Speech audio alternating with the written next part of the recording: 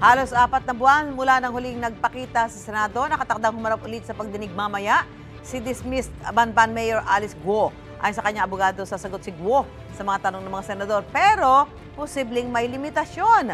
May unang balita si Sandra Aguinaldo. Isang araw bago ang inaasahang pagdalo ni Alice Guo sa Senado, sumakit dawan siya nito matapos uminom ng tubig gripo ayon sa PNP.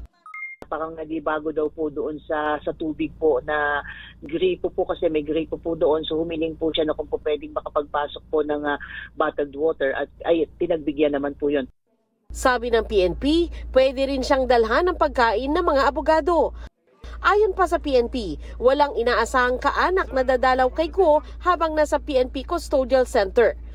Sa pagbiyahe kay Guo mula sa Camp Crame patungong Senado, poposasan at pagsusuotin siya ng bulletproof vest.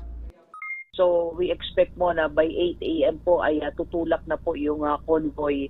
We will be providing po security package po to make sure po na magiging ligtas po yung pagta-transport mo po niya.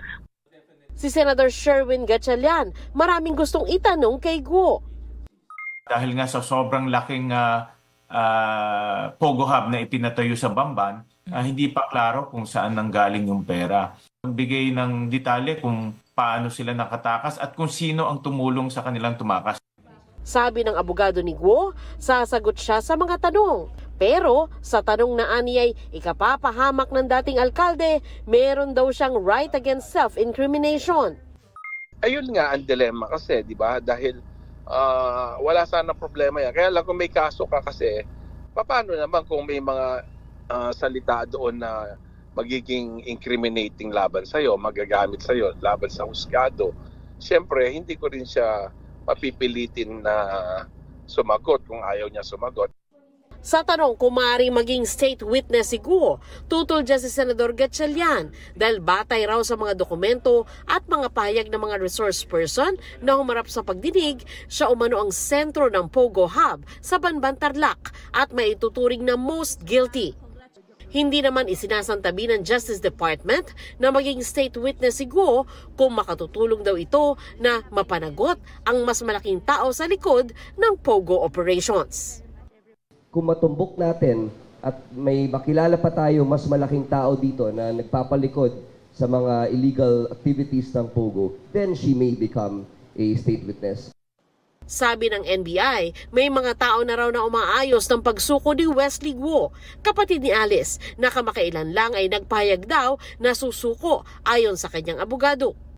Sabi naman ng abogado ni Cassandra Leong na sa attorney Ferdinand Topacio, depende raw sa abiso ng kanyang mga doktor kung makakapunta si Ong sa Senate hearing. Pero ani Topacio, mas gusto pa raw magpakulong ni Ong kesa dumalo sa Senate hearing at mapahiyaan niya. Nasa kustodiya ng House Quadcom si Ong habang may pagdinig kaugnay sa Pogo. Pero nasa ospital si Ong matapos bumaba ang kanyang blood sugar sa gitna ng pagdinig noong Miyerkules.